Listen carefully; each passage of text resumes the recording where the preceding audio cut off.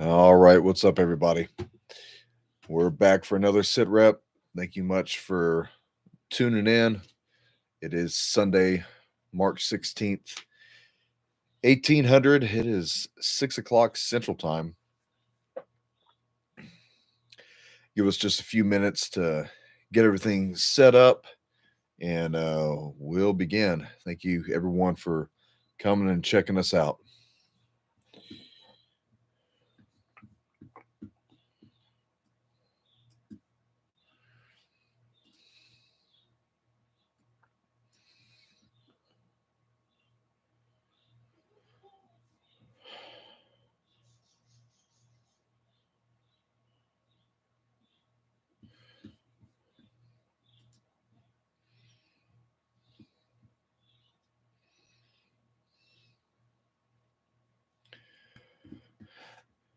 All right, well, let's go ahead and begin. So, since the last time we went live, more things are going on in the Middle East. There's more talks of supposed ceasefire and peace talks for Ukraine and Russia. That's all well and good. We'll see how that goes. Yemen over the past 24 hours has been hit, last time I counted, by at least 10 different airstrikes out in the Red Sea. Iran has been sending warnings to the U.S., to include Russia, that the continuation of airstrikes upon the Yemenis people is starting to now hit innocent civilians, and that America needs to cease in its operations. But according to Marco Rubio and Donald Trump, we are not going to cease operations. In fact, this operation in Yemen could last for weeks, projected weeks worth of airstrikes. The goal is that, according to Donald Trump, American U.S. vessels have been accosted enough, and we will have navigable, safe waterways for U.S. vessels once again. And he pretty much told the Houthis, hell is going to rain down on top of you if you don't stop attacking our vessels. And even today, there's a new report that they attacked another one of the vessels, supposedly an aircraft carrier. So that's kind of suicidal. We're going to go through the news. We're going to get into the actual important stuff. For the Bible study session, if you want to go ahead and mark it down, we are going to be mentioning, well, excuse me, not mentioning, we're going to be reading through Revelation 9 and Psalms chapter 20. I want to thank you to all you guys who have been sending us cards. Of course, if you don't know, you can send us stuff through our P.O. box. That information should be in the description down below in this video. You know, it's heartwarming to see the amount of support that we have for this little ministry of ours. We do our best with what we got.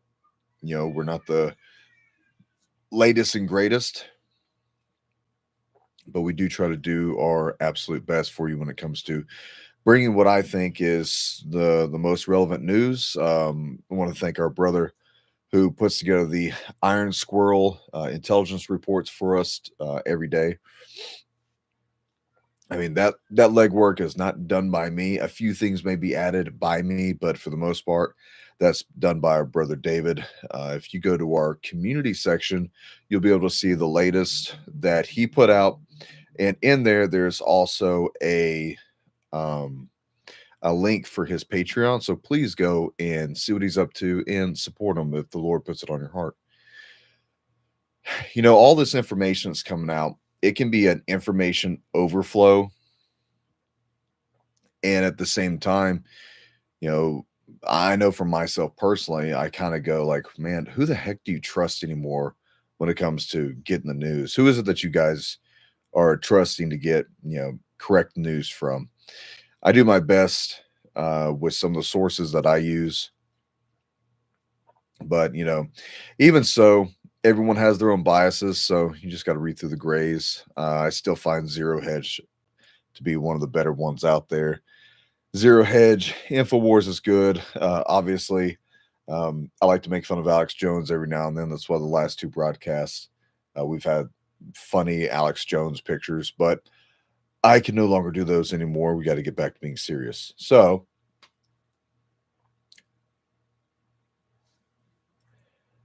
I just want to say that as though I try to make light of a lot of this, for me, my humor is a coping mechanism. It's either that or I scream and yell and throw things at my computer. This thing's pretty expensive and I can't replace it, so I can't do that much. But, you know, it's a good thing to unplug from the phone, from the computer, from the social media, from all the craziness. Get back into your freaking Bibles, spend time with your family. Earlier today we were outside playing kickball. I don't move like I used to, is what I found out today. Um, but it's for me one of the things that I do that helps to just deflate the mind is I go to the gym for extended periods of hours. To me, honestly, physical exercise and weightlifting has always been like my number one crutch for dealing with stress or depression or any type of mental issues I have or heart issues I even have at times. I just go to the gym and I work it out. But even so, none of that can compare and none of that should take the place of the intimate time that you should have with the Lord. I don't do it enough. I don't know many people who spend enough adequate time with the Lord, and you could always be spending more time, you know, even to this day, what Paul says, trying to go all day praying about everything, ceasing uh, without praying. I'm trying to my best, I guess you could say, line my mind up right and straight with the Lord and the things that I think about, what I think should be important to discuss. Because even with the losing of our son lately, it's been hard to pray. It's been hard to decompress. It's been hard to relax. It's been hard to see the brighter side of things. My wife and I will struggle with this until the Lord, inevitably comforts us through this. But I know that He will, and I know that nothing can replace the comfort that comes from the Holy Spirit. And there are places around this world right now that, man, when you read some of these news reports or the intelligence reports about what's happening just in Africa alone, you read some of these reports and you think this has got to be like a parallel universe. This can't be our world that we're living on. This has to be made up. The carnage that's out there, the absolute depravity. And I will tell you, as a warning, especially with the days to come, do not underestimate the depravity of man. I think when when you think someone can't get any lower, they'll surprise you. When you think people can't be any more horrific, they will shock you. Some of the reports we're going to read today, um, we'll discuss that. Right now, Africa is in turmoil. Europe is in turmoil. The Middle East is in a steady state of turmoil. China is preparing for war with the United States. The United States appears to be preparing for war with anyone and everyone. Russia is at war, but at the same time appears to be trying to stop war. And it's a very interesting time to live with all the confusion that's out there from all these politicians. I'll rag on Donald Trump for a second. He said that whenever he got elected, y'all should remember this. Whenever Trump got elected, he said that within 24 hours, he was going to stop the fighting between Russia and Ukraine. Do you remember this?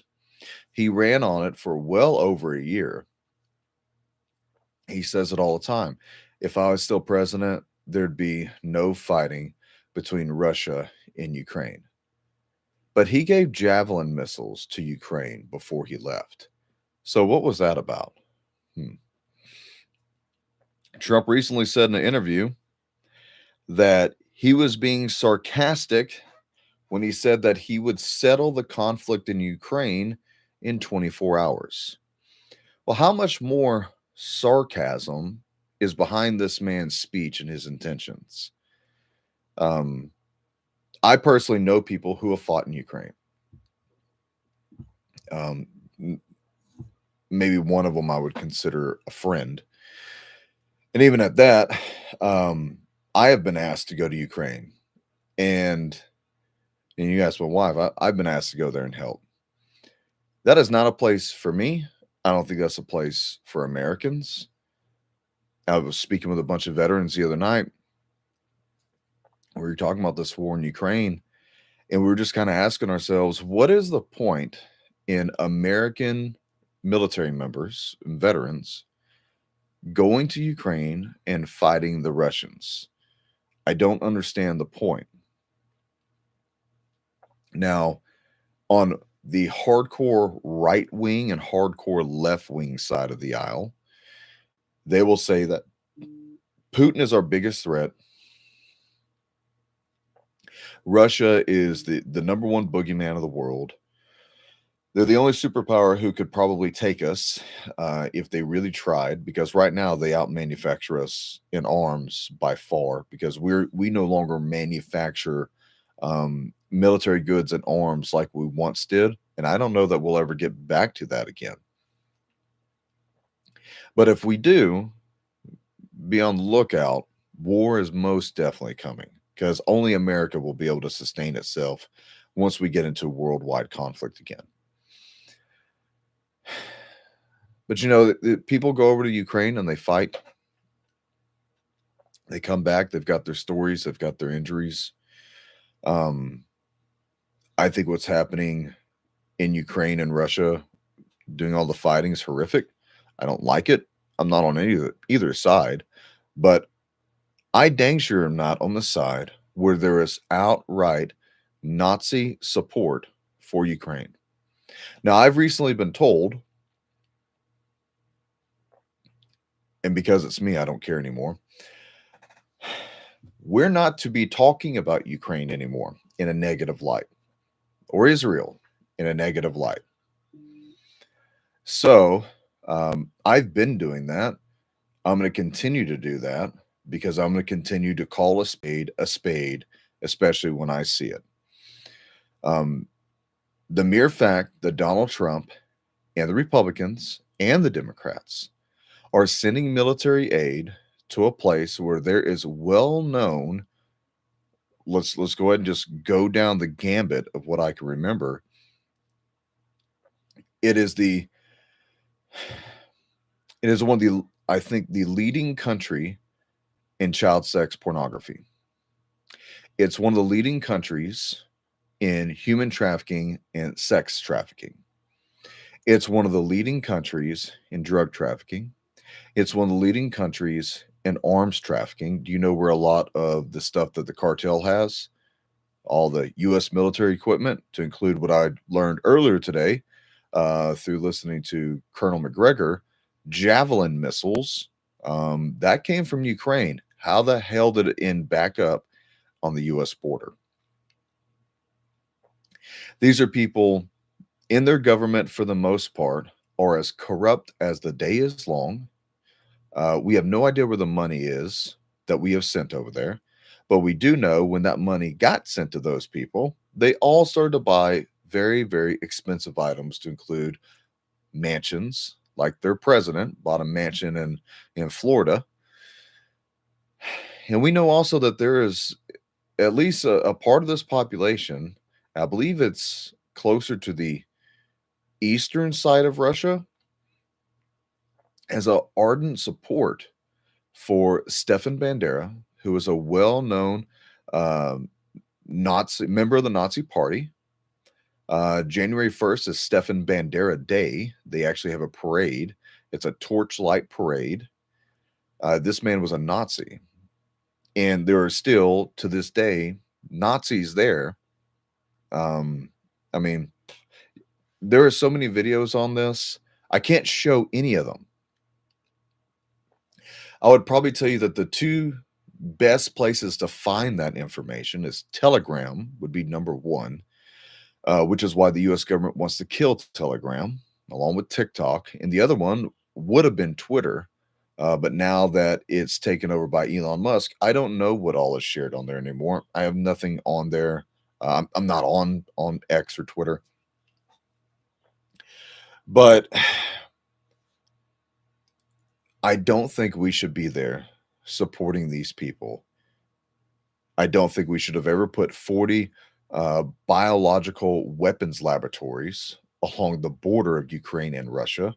I don't think we should have ever gave any type of funding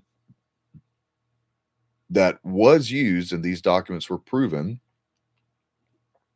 to do biological experiments on Ukrainian poor people. Because for the most part, when you look at the region and areas where these biolabs were set up, when me and Dave Hodges were doing extensive amounts of research on this, and we had sources who were coming to us about it, for the most part, these labs were set up in very poor areas, and they would hand out $200 to $500 to people who basically have no money. Come here, make money, and let us experiment on you. Well, the U.S. government's been doing that. We are directly tied into that.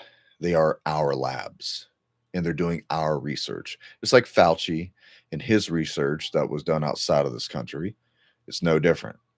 And yet, this current government supported that when he was in office the first time, and here he is in office again, and we're supporting it all over again. But yet now we want Ukrainians' mineral rights. We want Greenland. Trump said yesterday he's not going to stop until Canada is officially a state of the United States. It's kind of worrisome. For the longest time, people defended Trump, saying he's not a dictator. He's not a Hitler. He's not an authoritarian figure. Well, he's getting that way. I'm not afraid to call it out. I don't think he's a Hitler, but is he authoritative? Yes. Is he approaching dictatorship? No, not yet. We're not there yet. But what are the catalysts to get us to that direction? You may see it in the next upcoming 4 years.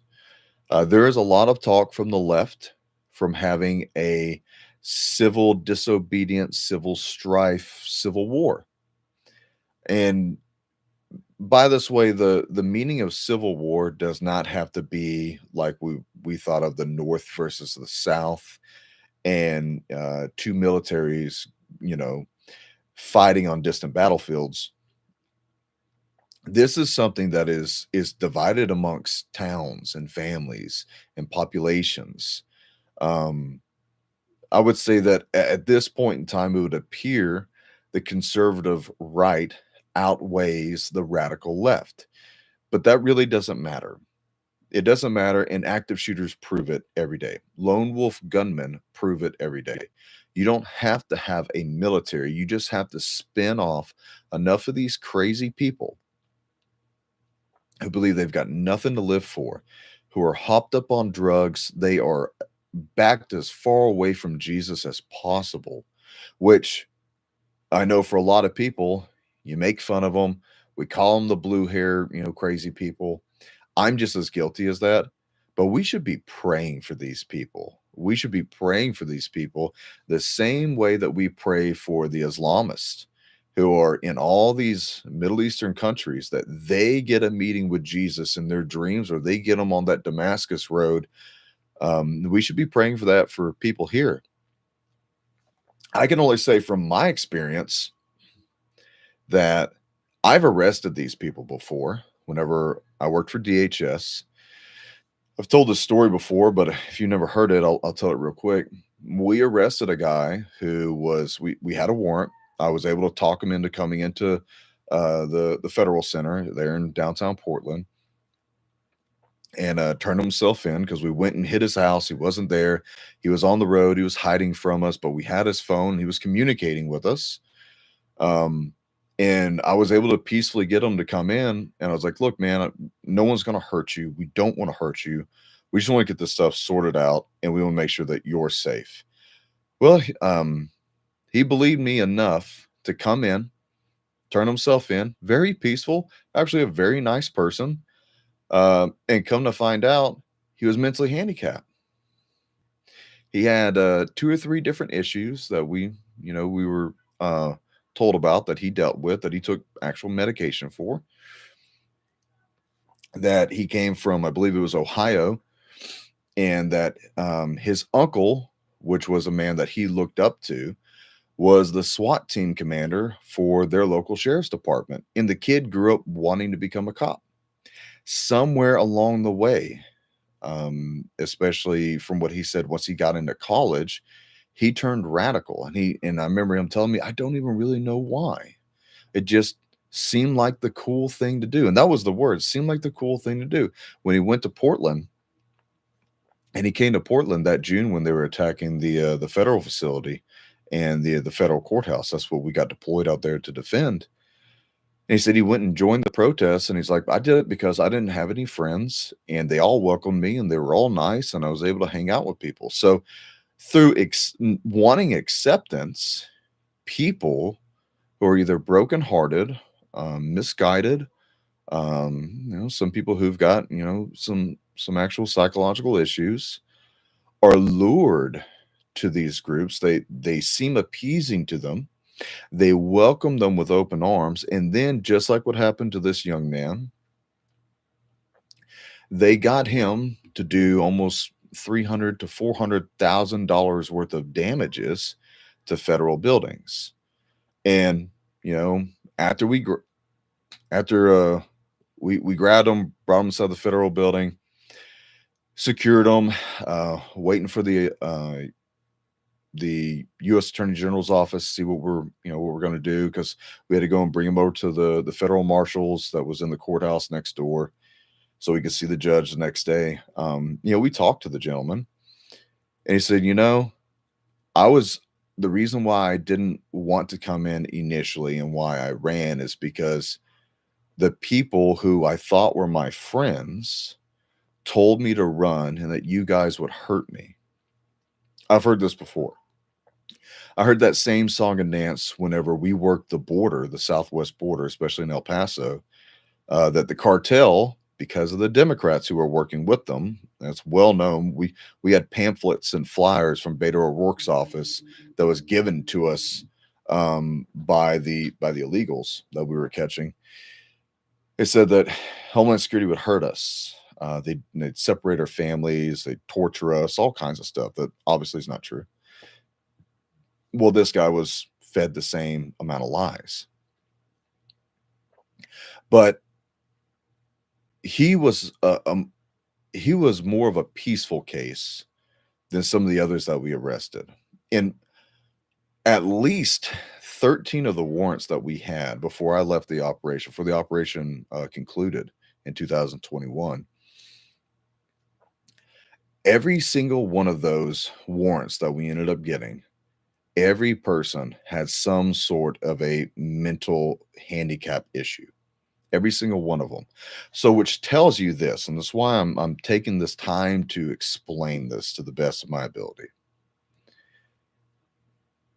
The left preys upon people who are socially awkward, mentally, spiritually weak, people who've got no friends, people who are yearning for affection, and they give them it, and then they talk these people who are easily susceptible to suggestion into committing crimes or even terroristic acts, of which we have arrested people for.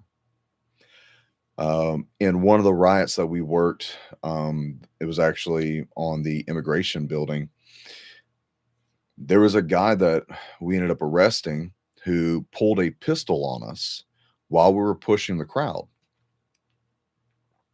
This guy was a missing person, I believe, another guy from Ohio, or Iowa, it's one of those states. He had a lot of very severe psychological issues. I believe he had schizophrenia. Um, and I remember him telling us, you know, I'm going to pray for you guys because every person in that crowd has a gun and they're just waiting to use it. Now, this is a crowd that, we've been fighting with, riot control, munitions, doing our best to stay within the constitutional zone as much as possible while protecting ourselves.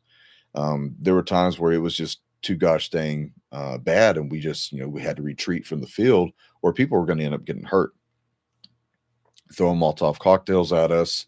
We had threats of that they were going to do vehicle ramming. Once again, they preyed upon the weaker vessels of society. Who's to say, since this is a proven tactic that the left does, that it won't be done again in the future coming months, years, especially during Trump's presidency now? Almost said candidacy. I foresee those same people being used by the left once again, by the George Soros money, which once again, you would think we would have so much evidence on George Soros. We would have already grabbed that man. We would have already arrested him. I mean, we are targeting people in Syria, Iraq, Afghanistan, Hamas, and Palestine.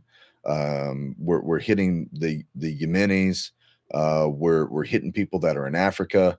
But yet George Soros gets to do whatever he wants and fund all of this to the tune of billions still, uncontrolled, unmolested, not stopped.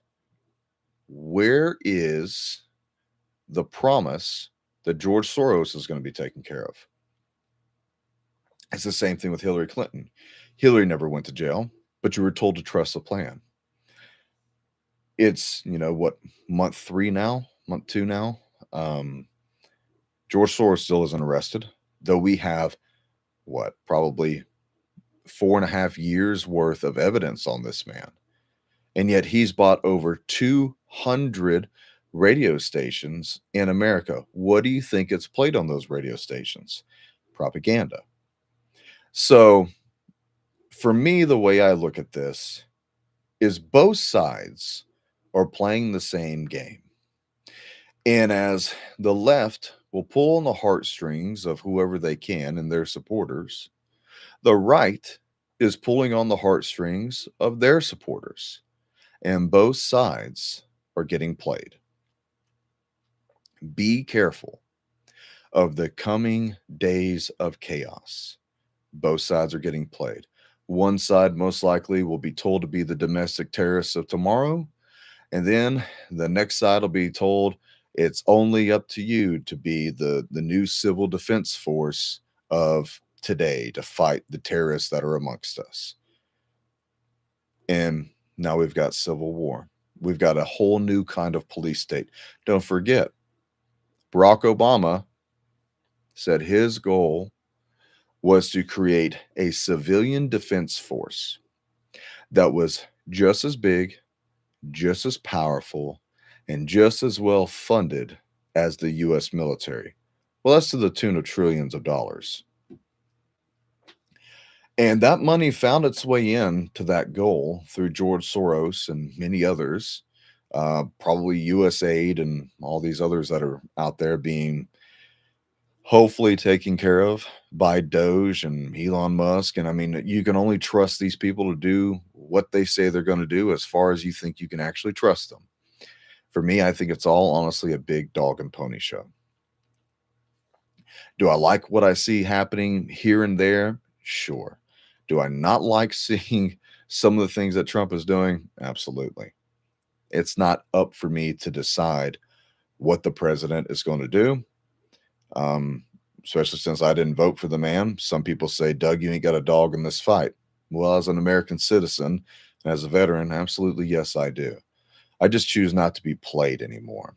Both sides are getting played. We've said this many times, and so many of you are so right in your comments. That's why you just get a heart click when I like your comments, because there's nothing really else to say. You said it perfectly. It's two wings of the same dirty bird. Here we are caught in the middle. My biggest warning to anybody is we will be caught in the middle. We are collateral damage when this next war comes. And this next war will be a world war. It'll be most likely a civil war at the same time. Now, I said for the last 2 years, 3 years, that if by the time Biden doesn't leave office, we're not in a civil war or a world war, I was going to be shocked. I never said it was going to happen. I said I was just going to be shocked. Well, I am shocked. I'm surprised it still hasn't happened. But once again, we have to remember that God has a restrainer restraining the world and all this madness that is going on. When the restrainer is lifted, you will not be able to explain in the amount of words you have learned in your life. You won't be able to explain the violence that you see. The Bible clearly talks about it. It will be perilous times. So, understanding the news for me, it's not a moot point for me and the way my mind works. I like to see what both sides are doing, what both sides are saying. My job is to preach. So if I come across someone who is on the left, I'll preach to them the same way I will people on the right. But I want to be able to know what the talking points are so that when I hear them and I argue through the mind of Christ, not through the mind of being a patriot first, I try to be Christ first in my mind. I can then at least understand a little bit of the lingo, understand a little bit of the politics. Um, it's maddening. I I hate having to be involved in any of it, but for me at least, I got to know what's happening around the world. Me and Pastor Langford share kind of a similar view. You got to understand the politics to a certain extent. It doesn't mean you have to be a part of it, but you need to understand it. It's what dictates the world. It's what is driving the laws. It's what's driving down your money or raising your taxes, or it's what's bringing imminent doom and destruction to your land, whatever country that you're in. If you keep your head in the sand and you just ignore everything, well, you may just get caught off guard, right? Um, for me, it's been very helpful knowing what the left and right is saying. The left has gone into complete Wario Bizarro land, while the right has become a Christian like militant group. And both sides are just as worrying to me. I mean, between me and my wife, we have watched so many different videos from all these different rallies, the Reawakening America events that are going on, the MAGA rallies. If on the surface level, people go, well, yeah, you know, let's make America great again. Who wouldn't want that? Who wouldn't want a safer America? Who wouldn't want lower taxes? Who wouldn't want your hard-earned dollar not to be taken immediately when you get it by the government? And who wouldn't want peace on their streets and peace in this time? The thing is, it's all an illusion. It's all an illusion. Right now, Satan is in control of all these things, all these factions of these governments that are turning upon themselves. As honestly, I believe Lucifer just laughs at all of it and the chaos that he creates. But we know at the end of the day, God is in control. All things are done for your good. So when you look at this world and you see the madness coming, understand that it has to happen.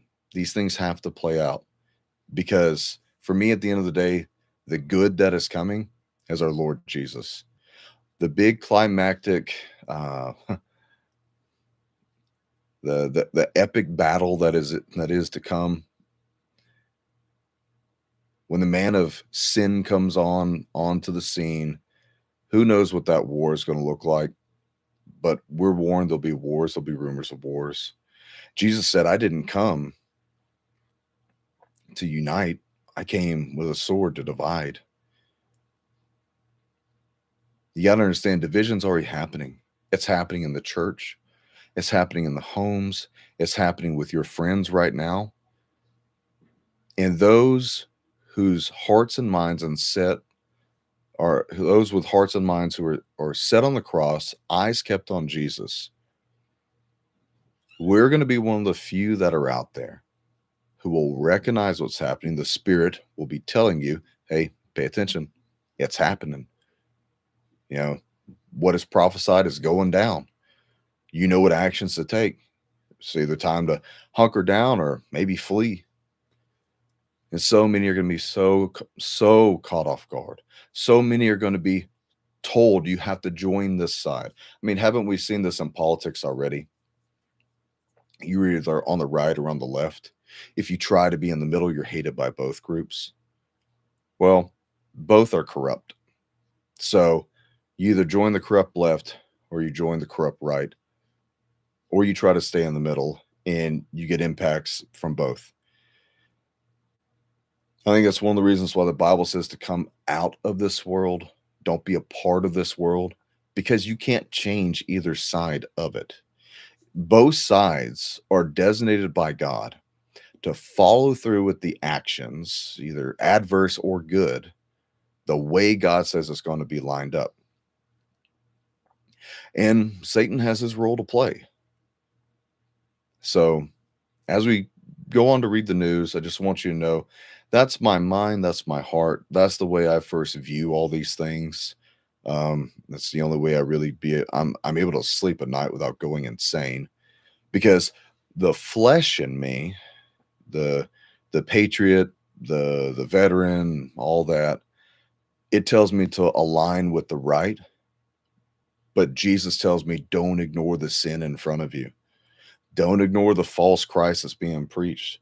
Don't ignore the doctrines of demons that are being preached by these people. Don't ignore it. In fact, if anything, go and witness to those people. And I have witnessed to these people. And guess what? They don't like it when you come against Trump. There are a few of you right now who listen. You don't like it when I come against Trump. You need to have yourself a hard question answered, hopefully soon. Whose side are you on? Are you on Jesus' side and you are patiently enduring and waiting for his return, which means we are patient in our actions?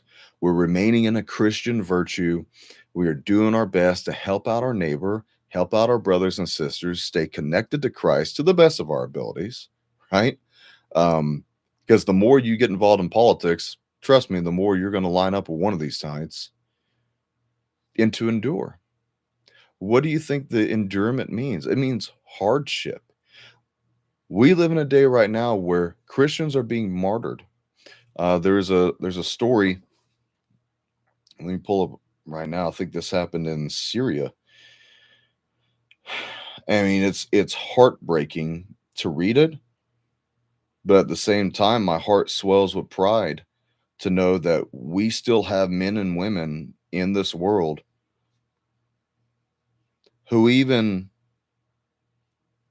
with the risk of death, choose Christ. There was a young Christian man whose video was posted a few days ago with the Islamist gangs in Syria, who was forced to convert to Islam, but he refused to be converted. His body was found in the predominantly Christian village of Masra in the Homs countryside. And he was chopped to pieces with machetes. You have a lot of people who will, they'll get in their flesh and they'll rah, Well, I'll do this and I'll do that. What if the Lord tells you to surrender yourself and to become a martyr? Are you ready for that?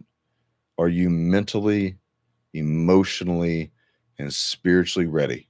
Remember the Colosseum, the Christians who were put into the Colosseum for the Romans' delight, for the emperor's delight, to be torn apart by beasts, to be ridiculed, to be horrendously slaughtered, tortured.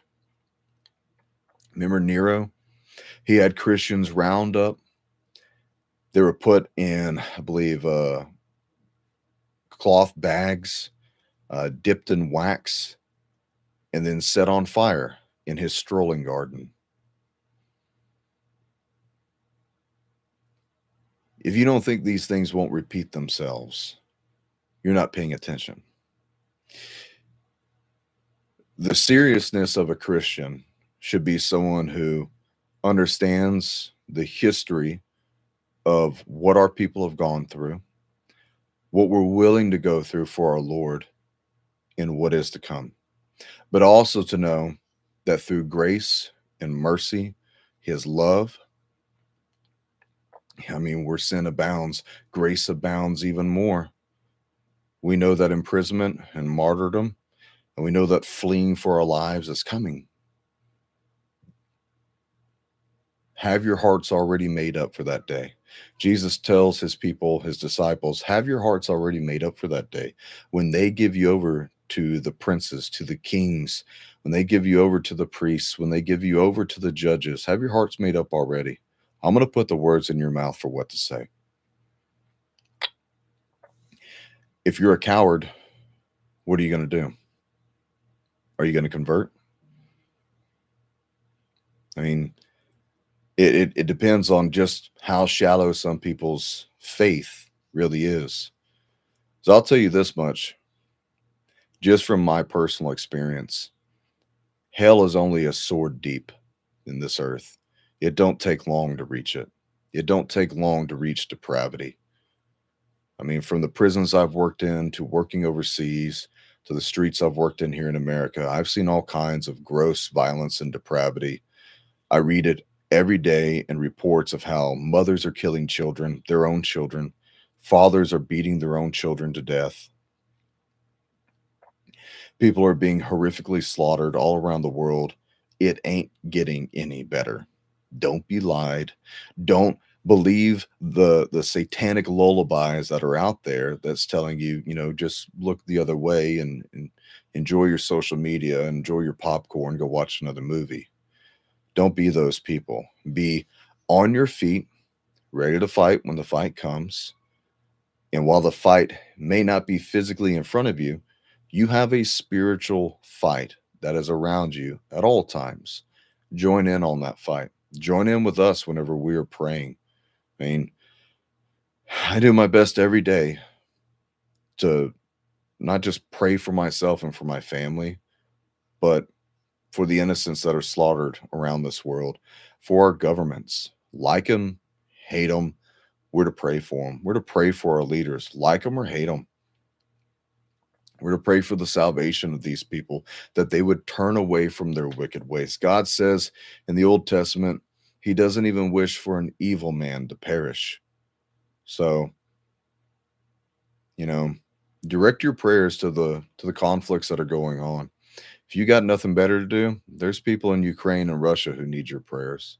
There's people in Mexico, here in America, they need your prayers. There's people all over Africa and the Middle East, they need your prayers. The people in China right now who, it's not talked about very much, but there is no surface level Christianity in China. It's not allowed. Recently, a few months ago, China released a state approved Bible that, and it's all made up language, that Jesus is actually a sinner. Which Christ are you going to believe in? Which Bible are you going to believe in? This world's only getting darker. Keep your situational awareness up at all times. That's all I'm saying. All right, let's get into the news. Let's start with the U.S. government. Tulsi Gabbard pulls security clearances from Biden officials. USAID staff were instructed to clear out classified safes and shred or burn documents. I believe that's a felony. Why did the USAID have classified documents? Why was the USAID funneling money to known terrorist organizations? Will we ever get that straight answer that we all want? Probably not. Education department lays off nearly half of the staff.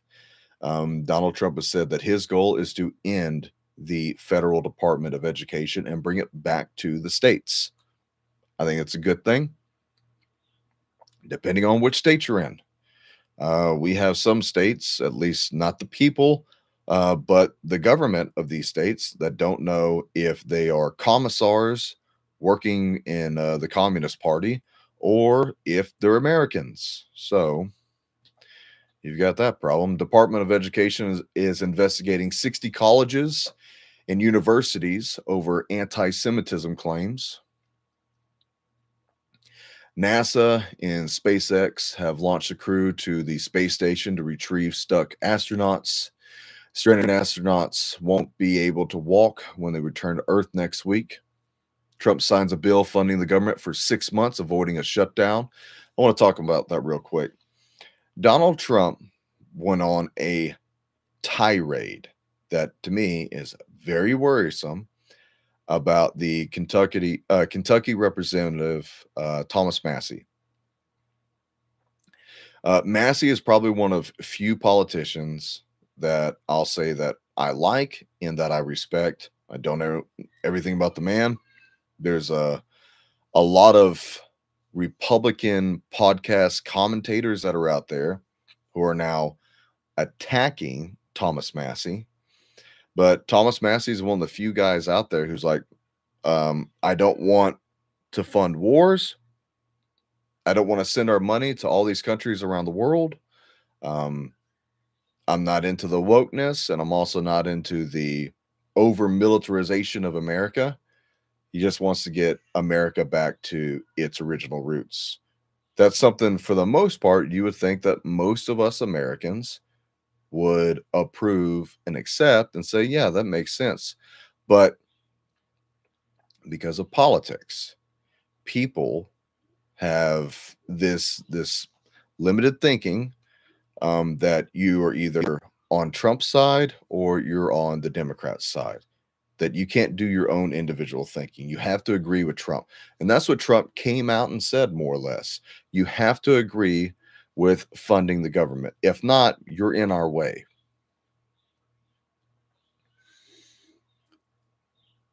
One day, that may just go too far in that way of thinking. You're either for us or you're against us. You're either with us or you're with them. It's a dangerous rhetoric. Trump signs an order to gut the staff of Voice of America and other U.S.-funded media organizations. Trump signs a bill funding the government for 6 months. All right. Moving on to Homeland. Harvard announces hiring freeze as Trump Department of Education targets Ivy League funding now. Is Democratic fundraising powerhouse Act Blue in trouble? Top executives mysteriously exit amid growing internal unrest. A lot of division is happening right now within the Democratic Party and the fundraisers and the special interest groups. I don't know if that's because the Epstein list might have their name on it or it's because they made enemies of Trump. But Trump is absolutely coming after people who were against him over the last 8 years. And it's more or less it's retribution time for Trump. I don't know what that's going to look like. I don't know if that's the correct way to handle these things.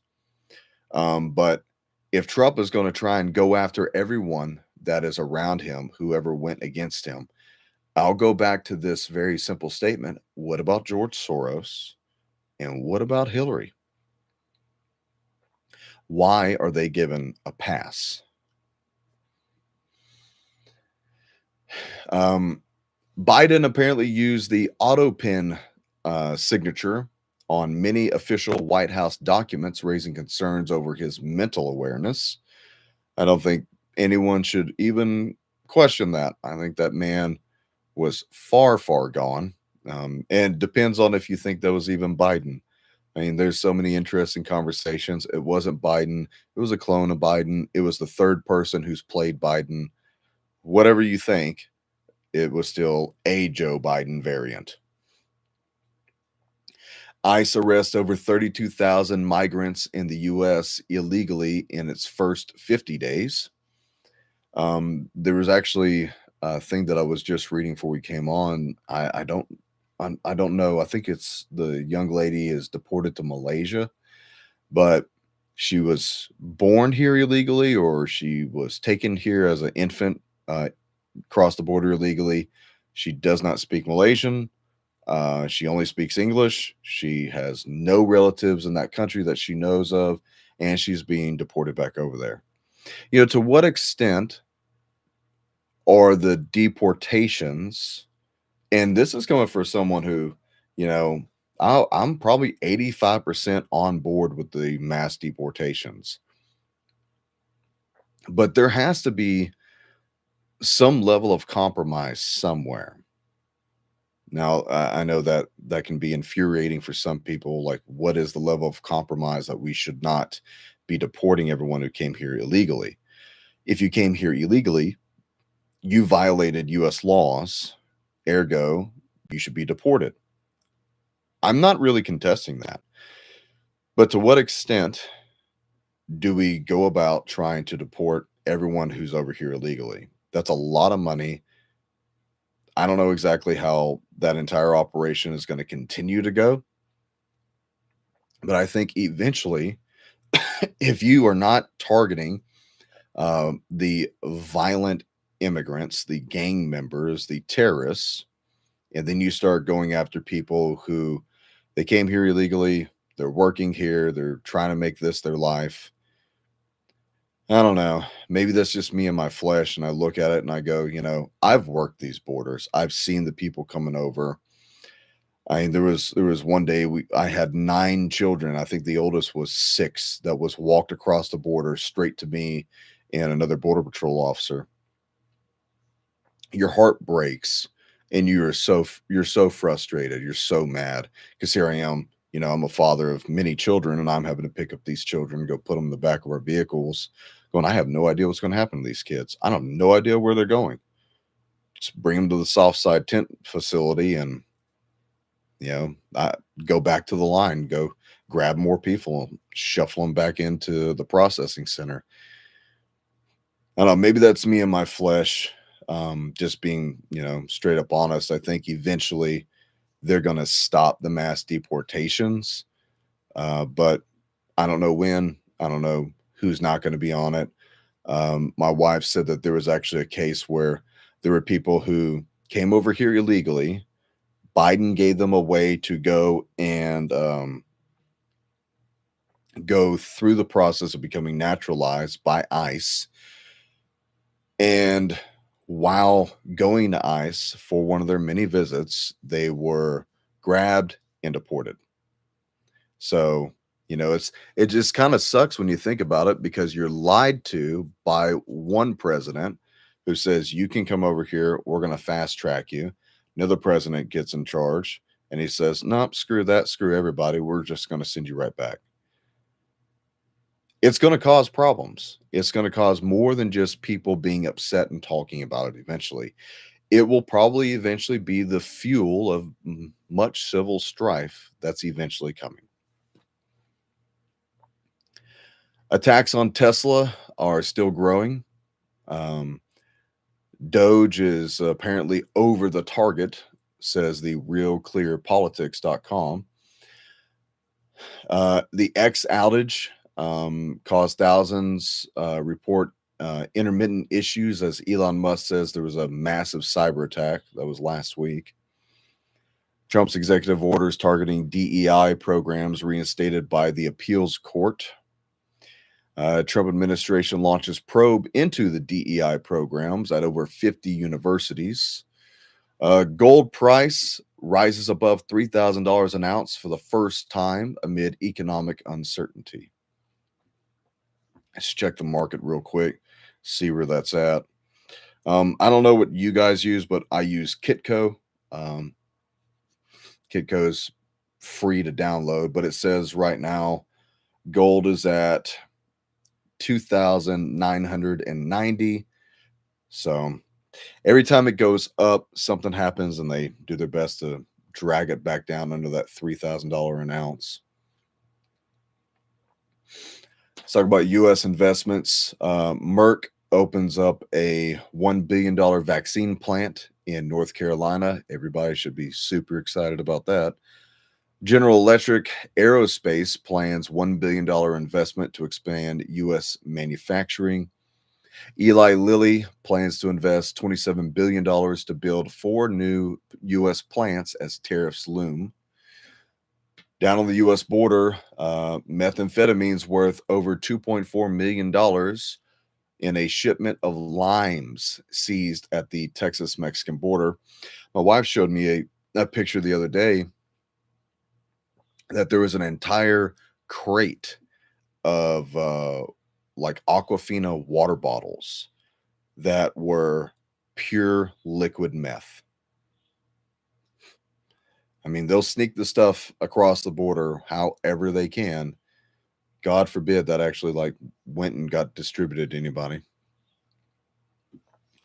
Border Patrol is shutting down 3 temporary processing facilities on the Texas border. The processing facilities is what I was referring to earlier. Operation Lone Star leads to a $6.8 million cocaine seizure in Texas. South of the border, reverse and chaotic migration is increasing in Panama. Panama and Costa Rica are turning into a, quote, black hole for migrants and deportees from U.S. That's going to eventually cause a lot of problems. And there's a lot of expats from America that live in Panama and Costa Rica, where once you thought you moved there. We have a friend, Ben, who we've interviewed on this channel, who said, you know, this one area of Panama that he lives in is just heavenly. It's amazing out there. It's very affordable.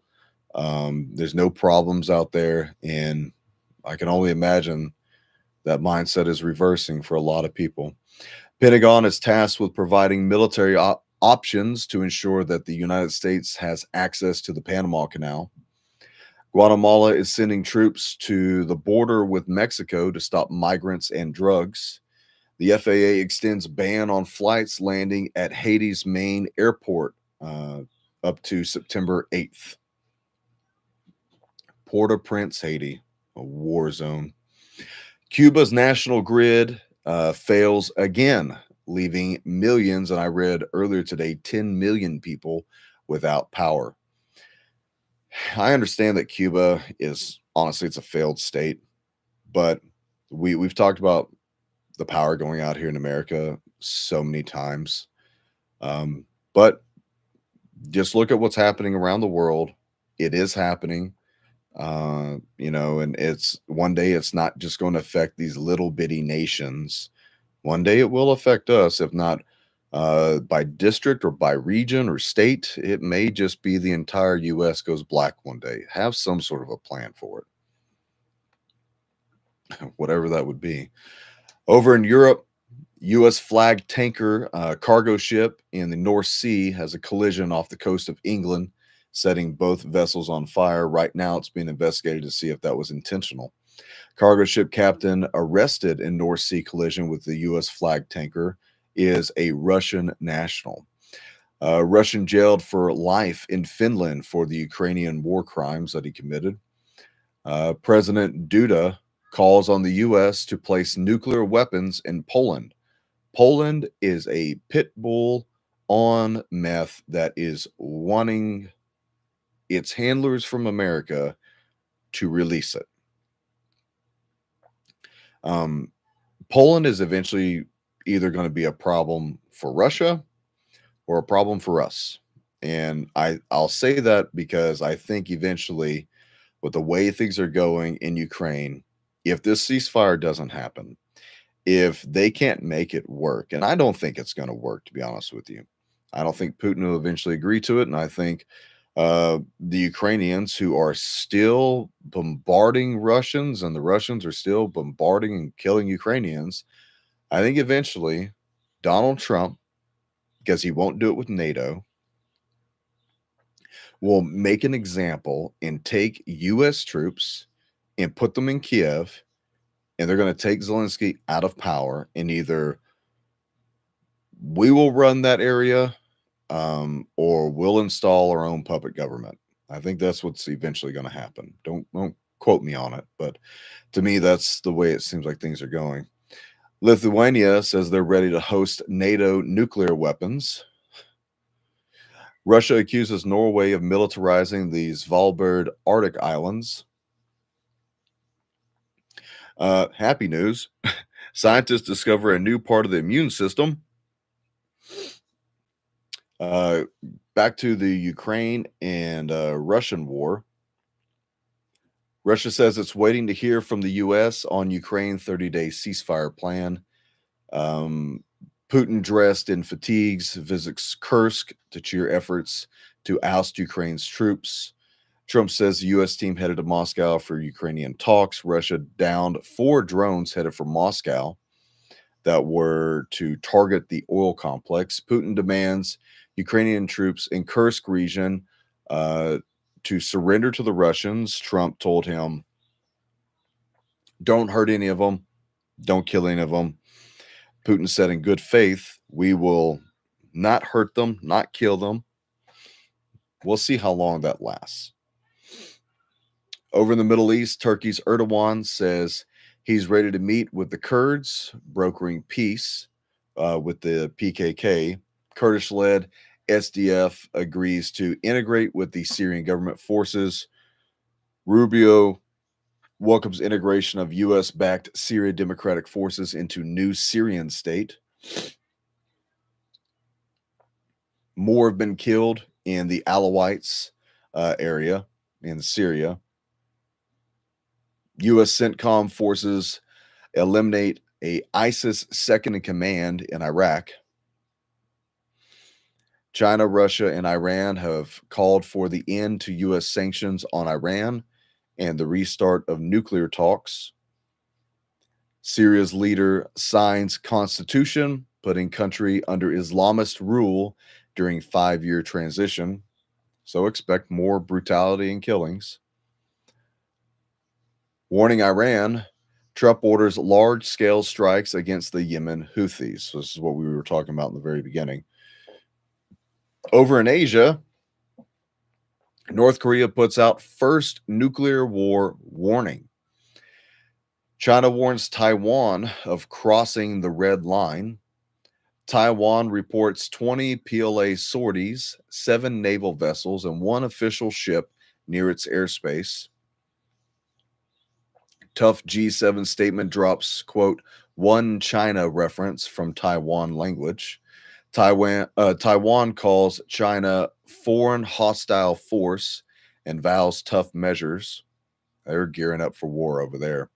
Russia deputy foreign minister visits North Korea. Amid new Trump era, South Korea considers a Plan B, building its own nuclear weapons. U.S. imposes sanction on Thai officials after Uyghur men are deported to China. The Uyghurs are another offshoot of Islamicists. Over in Africa, U.S. to open a minerals partnership with the Democratic Republic of Congo.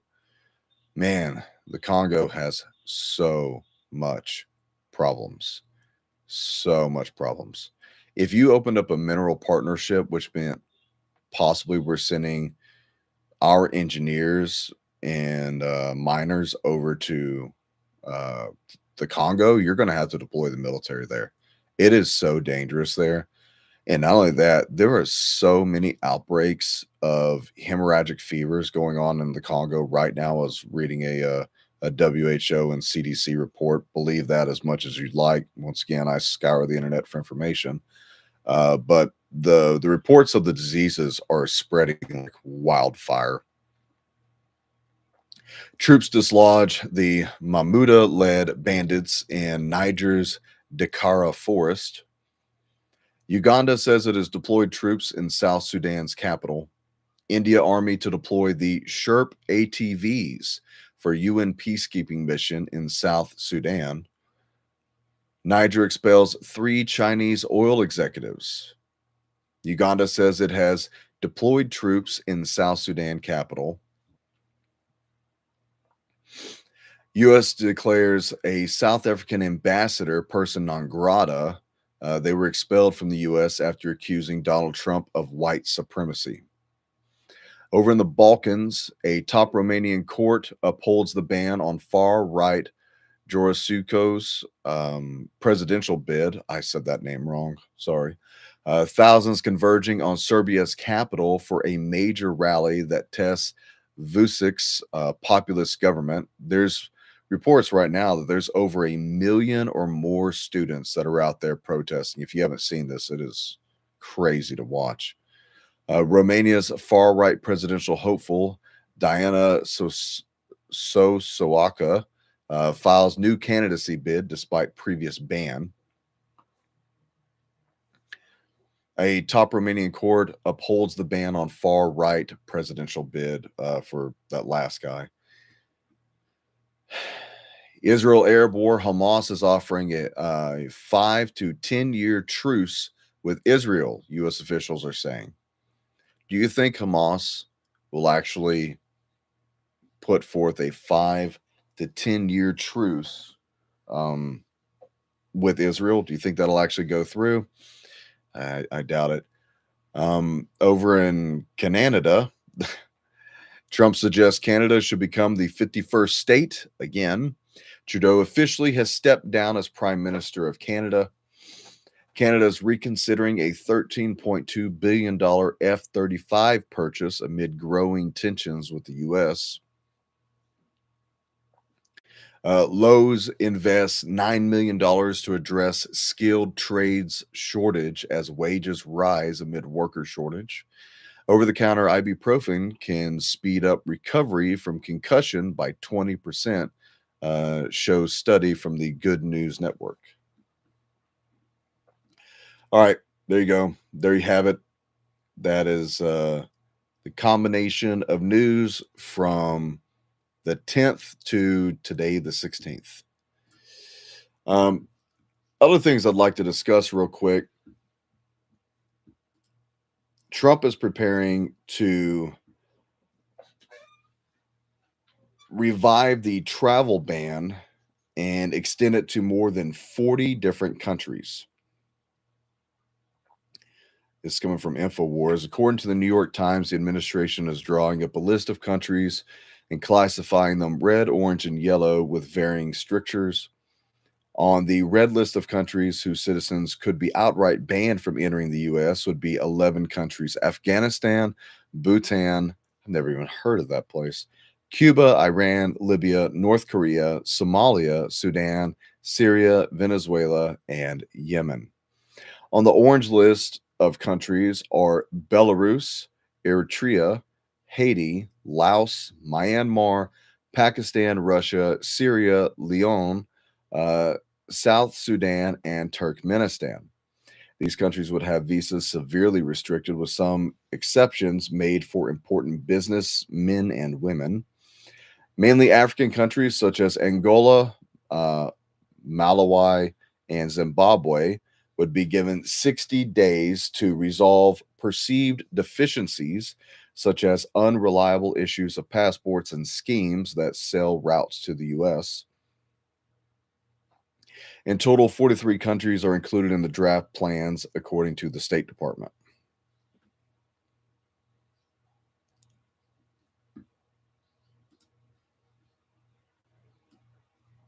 Trump invokes the Alien Enemies Act to deport gang members, while an Obama judge was trying to block it.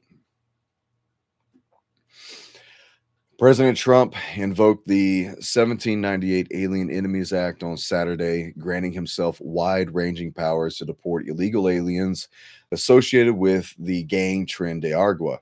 Within hours, however, an Obama appointee judge had blocked him.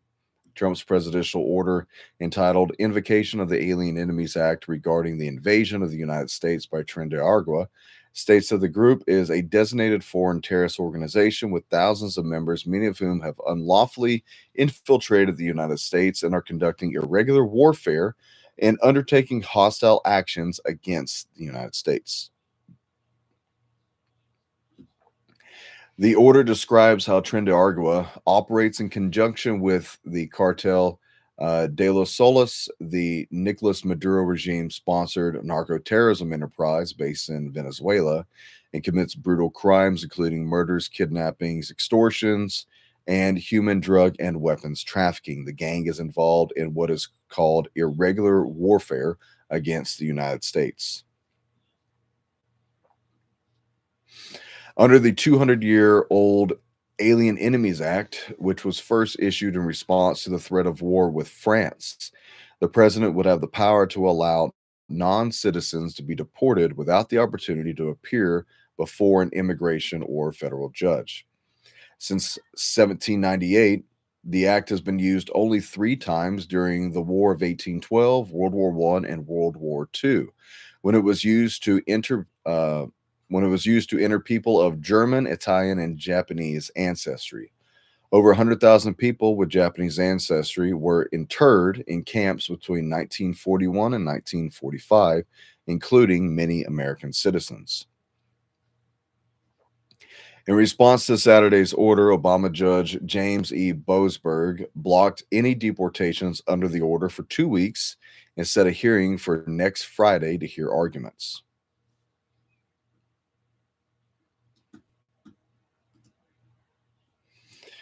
All right, here's a good one. Not really good, but it's good as for you. That's situational awareness. Cremation ovens, teeth, and torture. Grizzly extermination camp that was found in Mexico. Now, as I read this, I'm just going to reiterate just my opinion, which cannot be reflected by anyone else. It's just my opinion. If we were to ever to go to war with anyone that I think rightly should be prosecuted by the U.S., it is the Mexican drug cartels. For the life of me, I do not know why we have not done it.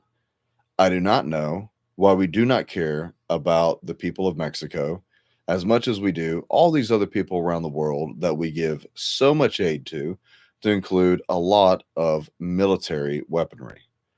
But we allow a true threat on the U.S. border, which has infiltrated into America, which has affected millions of Americans' lives. It's a threat that has been ignored for the most part, and it's a cat and mouse game that we play with the cartel. Find them, deport them, find them, imprison them. It's not working. Something eventually needs to be done on a drastic scale to deal with this. If we were going to put our military prowess anywhere, you'd think we would pursue the evil that is right next door to us, but we don't. Not the way that I believe we should. I don't know the right answer for this, but what you're about to hear is one of the reasons why I think a military intervention into Mexico is absolutely valid and it's needed. On a quest to find loved ones who've gone missing in Mexico's year-long plague of gang-driven disappearances, a group of volunteers has discovered a ghastly, bone-strewn extermination camp in a rural village near Guadalajara, complete with cremation ovens. Their shock was compounded by the knowledge that police first learned about the site months ago, but did little to investigate it. That should not surprise very many people. Some witnesses say that the site was used to hold men who were abducted with the intent to force them into joining a criminal cartel and to teach torture techniques. The first of an unknown quantity of human remains have yet to been identified, but the site near the village of, and I'm going to mess this up, I'm sure, La Estenzuela holds at least 700 personal items, including some that appear have belonged to women and children, such as a blue summer dress, a small pink backpack, and a high heel shoe. This is a report from the New York Times. Those and other shoes may offer one of the best indications of the potential number of people killed and or processed at the site. There are hundreds of them. There was another cartel um, executioner, maybe is a good word. And the summary of this was that this one guy, and he was caught years ago. He had killed 5,000 people. By killed, it was either people were killed and brought to him, or they were brought to him and he killed them. And they make a soup. I've watched some of these videos. Learned about it when I was in the government. I've seen many videos of executions from the cartel. They are beyond words. What ISIS did and Al Qaeda and the Taliban did in executing people doesn't even come close to this.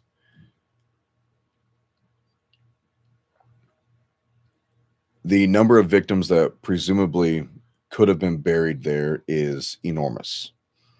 And it resurfaced the nightmarish reminder that Mexico is plagued with mass graves. Mexican security analyst Eduardo Guerrero told the New York Times, saying what's already uncovered is reminiscent of Nazi concentration camps. The volunteers' discovery of all the disturbing evidence at the small abandoned ranch outside of Mexico's second largest city came after tips about the site's existence were left on a Facebook page run by a group of citizens who are searching for missing people. Upon traveling to the site in western Mexico, they nudged the unlocked gate open and soon found themselves gazing into a kind of hell.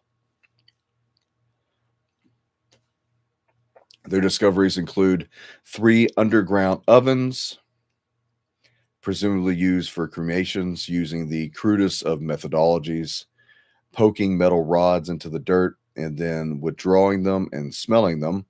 They found human remains that included several hundred bones, scorched bone shards. The tips that were left on the Facebook page had been confirmed. They discovered an extermination camp to use as a Mexican parlance. Eerily, the site also had several figurines of Santa Muerta. That's also called Our Lady of Holy Death. It's absolutely satanic. It's evil. It goes right into the heart of the darkness that is there in Mexico.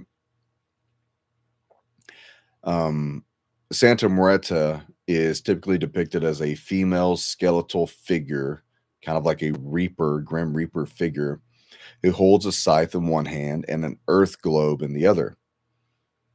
The figure is viewed as something of a protector for criminal gangs who frequently will build altars to and glorify her. We used to see these every now and then working in the prison systems. It's a death cult. I don't know how else to say it. It's a death cult. These altars are often adorned with offerings such as cash, alcohol, narcotics, and religious items. Far worse, gang members are said to sometimes offer human sacrifices. Quote, They stole children from other towns and sacrificed them in front of her when they wanted to land a big hit. That's from a former gang member who told the AFP earlier this year. The Jalisco Search Warriors' fruitful citizen led investigation has caused a scandal in Mexico, with citizens outraged to learn that police first visited the site last September and apparently did nothing about it. Despite arresting 10 people, freeing 2 hostages, and finding a body shrouded in plastic at the time, the police failed to uncover the enormity of the site's significance. No, they didn't fail. They ignored it. You got to understand, in Mexico, the cartel runs everything, and the CIA absolutely helps fund one of these cartels. You know that because the cartels dictate the president and who becomes president and what that president does. Because every president signs some sort of a peace treaty, some sort of an accord with these cartels. So the CIA is all about getting their hooks into governments and trying to dictate and control politicians. They'll do it by whatever means. And just as my opinion, if the cartel is the number one people who dictate what the president does, then you've got to know, especially through stuff like Operation Fast and Furious, the U.S. government is involved somewhere in this. Somewhere we have blood on our hands in this. It is still unclear who operated the site and for how long. Authorities suspect the notoriously violent, increasingly dominant Jalisco New Generation cartel is responsible. The group is a force in illicit fentanyl, methamphetamine, extortion, lodging, and gasoline markets.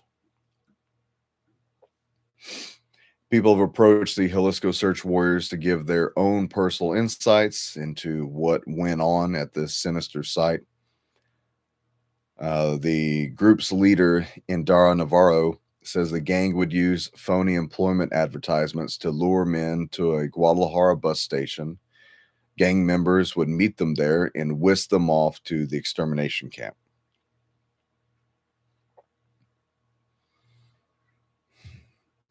This is the quote from that leader of this search group. They said they arrived in the Guadalajara area expecting to meet their employers and were instead taken to the ranch and forced to undergo military-style training. Some people who failed or didn't follow orders were killed, and their bodies were cut up in pieces, according to the accounts. Others would die of dehydration or severe beatings. The recruits were forced to dig the holes, then build makeshift ovens out of bricks and stones. This is happening at our own southern border every day, and yet to the tune of billions, we are supplying we're supplying military aid all around the world, yet we ignore the evil at our border.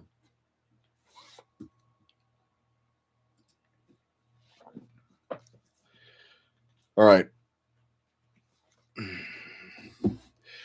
It's times like this, after reading horrific things like this, where I think we need to have a come to Jesus meeting.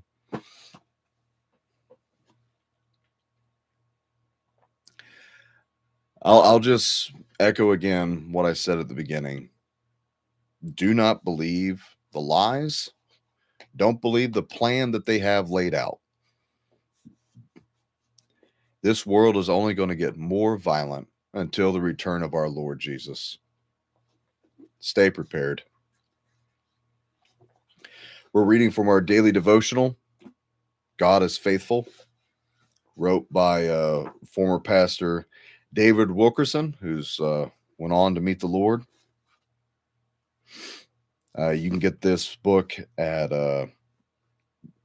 pretty much anywhere books are sold. I think you can get this book on Amazon for $10 to $14. This is what it looks like if you haven't seen it. God is faithful. All right, March 16th. Why is greenness important? Why is greenness important?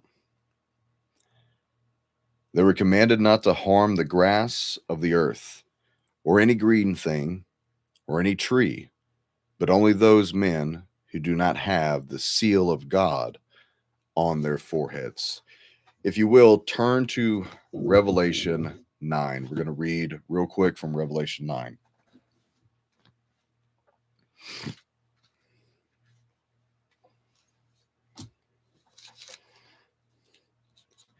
The fifth trumpet, the locusts from the bottomless pit.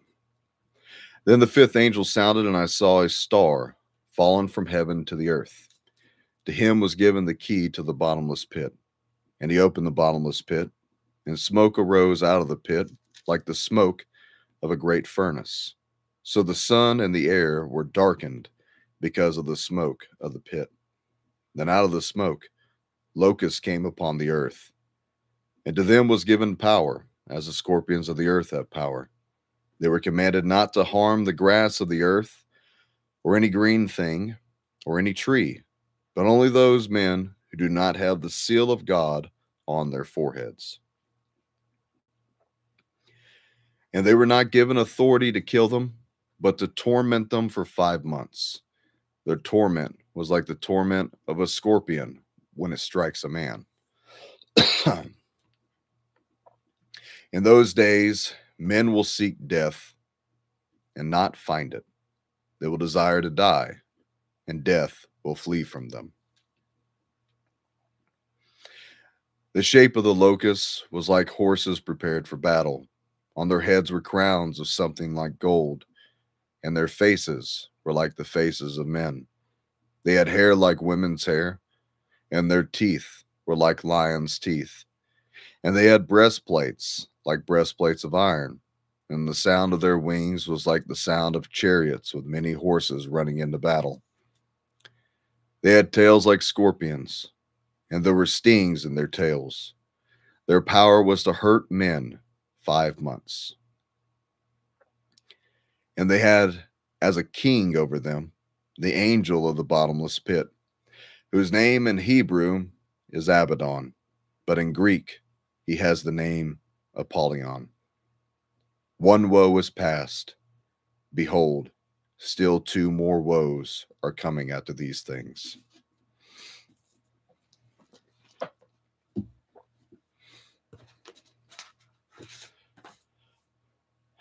Why is greenness important to our faith?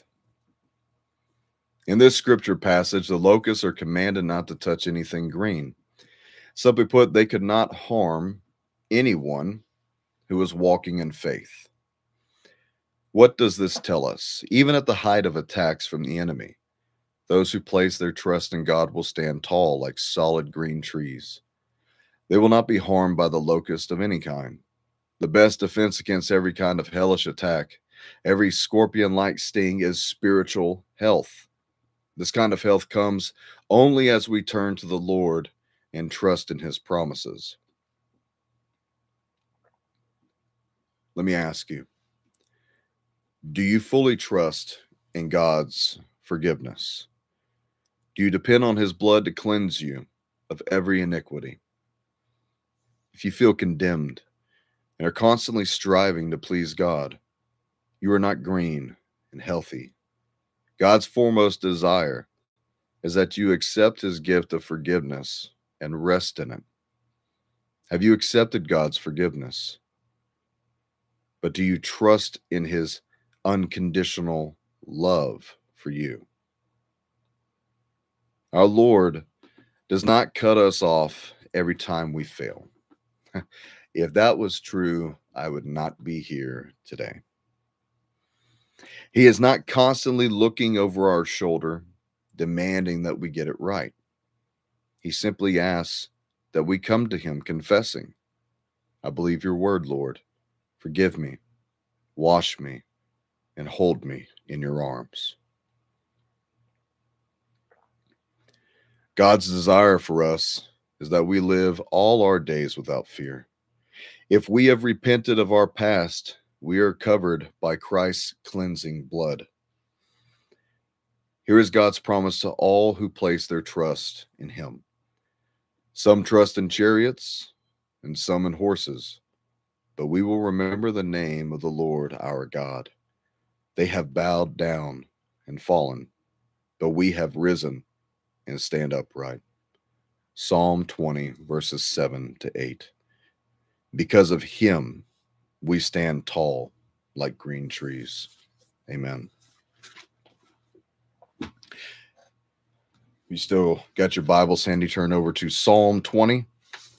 We will read Psalm 20 and then we will close this out. Psalm 20, the assurance of God's saving work. May the Lord answer you in the day of trouble. May the name of the God of Jacob defend you.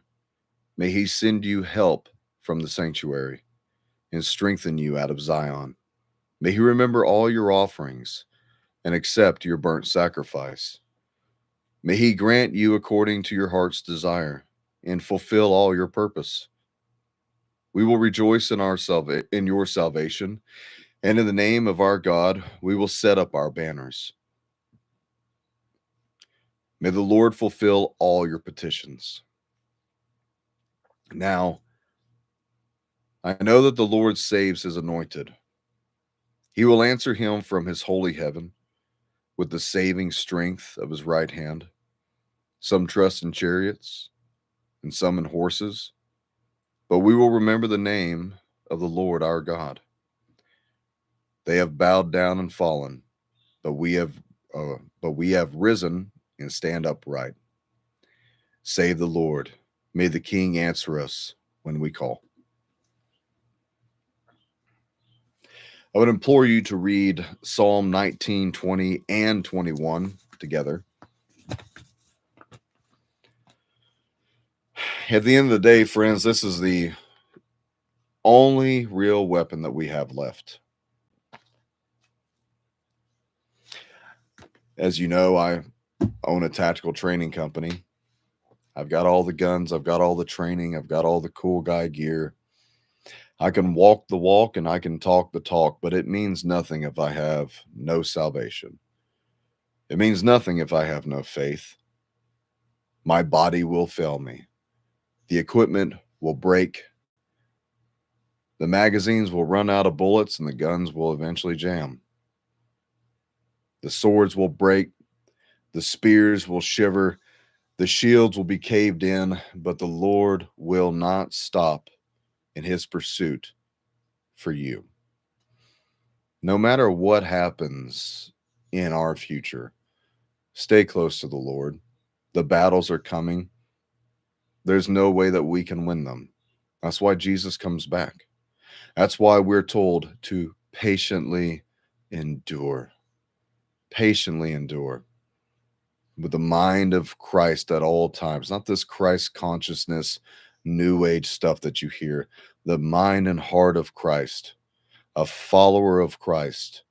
When you have an action that can be befallen before you, think of Christ and what he would do.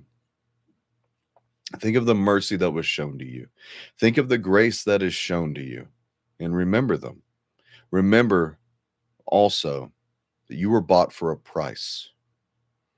Everything that you do, everything that you say, can and will be used against you in the court of the Lord. Be careful what you do in this life. But don't deny your hand when you can help somebody. Don't flee like the cowards do. Stand up, be bold as lions and fight. As we read from the Old Testament a couple weeks ago, one of David's mighty men fought, I believe it was so many Philistines in this one area that and fought for so long and for so hard that he could not ungrasp his hand from his sword. His hand had, from what it reads, had cramped up from holding on so tight to that sword that he couldn't drop it. So there's your level of just how hard you're expected to fight. not only physically, but also in your faith. Don't give up. Don't surrender. Don't give one backward step to the enemy.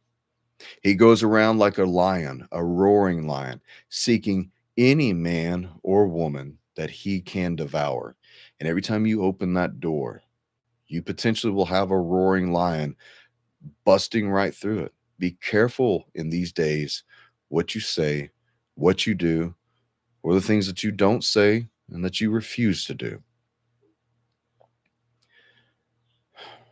The Lord is with us. This fight is not easy, and this fight is not over. And you're not on the sidelines. If you are under the blood of Jesus, you're not on the sidelines. You're in the middle of the heat of this fight. You are who the world will turn against. You are who the Antichrist will come after. We are in the direct target of the enemy. Your fight's not over. It's just beginning. Thank you very much to everyone who supports us. Our love and prayers go out to all of you as yours comes to us. Stay close to your Lord. Train, prep, and pray. And stay frosty. We'll see you next time.